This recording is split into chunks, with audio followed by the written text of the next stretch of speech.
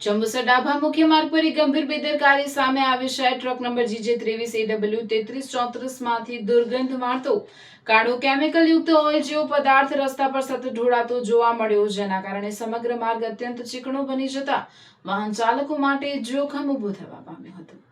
સ્થળ પર હાજર લોકોએ ડ્રાઈવરને રોકી પૂછપરછ કરતા તેણે આ સામગ્રી કિરીટાઈ કંપનીમાંથી લાવવામાં આવી હોવાનું અને તેને મંગળાત ગામે પહોંચાડવાની હોવાનું જણાવ્યું હોવાનો સ્થાનિકોએ દાવો કરી રહ્યા છે। રસ્તા પર પથરાયેલા કાળા પદાર્થમાંથી તીવ્ર દુર્ગંધ ફેલાઈ રહી છે। સૌથી ગંભીર બાબત એ છે કે ચીકણા બનેલા રસ્તા પર કોઈ બાઇક કે અન્ય વાહન લપસી જાય તો જીવલેણ અકસ્માત સર્જાઈ શકે છે। જો કોઈ નિર્દોષ વ્યક્તિને ઈજા કે જાનહાનિ થાય તો તેની જવાબદારી કોણ લેશે, એવો સવાલ સ્થાનિકોમાં ઉઠી રહ્યો છે। સ્થાનિકોએ તંત્રને તાત્કાલિક રોડની સફાઈ કરાવવા, સમગ્ર ઘટનાની તપાસ કરવાની, જો નિયમોનું ઉલ્લંઘન થયું હોય તો જવાબદાર ટ્રાન્સપોર્ટર તથા સંબંધિત પક્ષ સામે કડક કાર્યવાહી કરવાની માંગ કરી છે, જેથી કોઈ મોટી દુર્ઘટના બનતા પહેલા જ અસરકારક પગલાં લેવામાં આવે। મારું નામ મકવાણા ભરતભાઈ રમણભાઈ છે। હું મંગળાનો રહેવાસી છે અને ખેડૂત ખાતેદાર છે।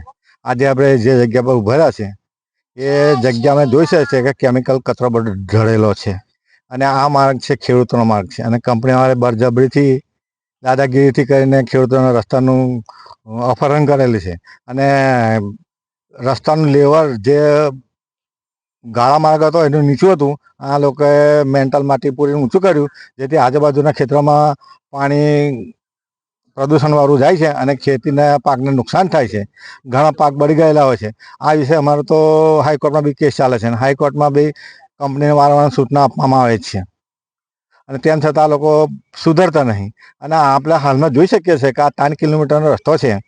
હવે એની પર આપણે નજર કરીએ તો બધા જ ખાબોચિયા, રંગીન પાણી, લાલ પાણી, ભૂરું પાણી અને જે વેસ્ટ મેનેજમેન્ટ છે એ આખા ગુજરાતના બહારના રાજ્યોમાંથી પણ અહીં લાવીને કચરો ઠાલવે છે અને પ્રદૂષણ થાય છે। આજુબાજુમાં આવેલા કોણા સ્તર બી લાલ થઈ ગયેલા છે એવું માલુમ પડ્યું છે અને GPCBને અમે વારંવાર રજૂ કરીએ છીએ પણ આ લોકો કંઈ અમારું સાંભળતા નથી।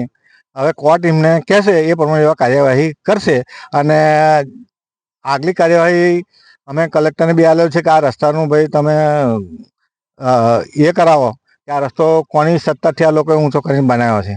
તો અમે મુખ્યમંત્રીને રજૂઆત કરેલી છે આ બાબતે ઓનલાઈનમાં અને આપણે જોઈ શકીએ છીએ કે કેટલો ઊંચો છે અને ખેતરમાં પાણી ભર્યું છે અને મુખ્યમંત્રીએ બી કલેક્ટરને કીધું કે ભાઈ આ રસ્તાનું તમે સર્વે કરાવો, એમને ઊંચો બનાવે, નીચો બનાવે। હવે કલેક્ટરશ્રીએ મામલતદારને અને કૃષિ વિભાગને આવેલું છે સર્વે કરવાનું। 1 મહિનાથી અમે અરજી આપી છે। કાલે મારી પર ટપાલ આવી છે, તમારો હમણાં સંપર્ક સાધો, તો કેટલા મહિના ગાલી રાખી અરજી આ લોકોએ? કોર્ટનું ડિસિઝન આવ્યું એટલે એમને મોકલી છે તે કે ભાઈ આ વાત તમે અમને મળે એવું, અને અધિકારીઓ તો આળેવા જ નહીં, એવું કહેશે કે રસ્તો બરાબર છે એમ જ કહેશે। ઓફિસમાં બેઠા બેઠા લખી નાખશે કે રસ્તો કમ્પ્લીટ છે એવું।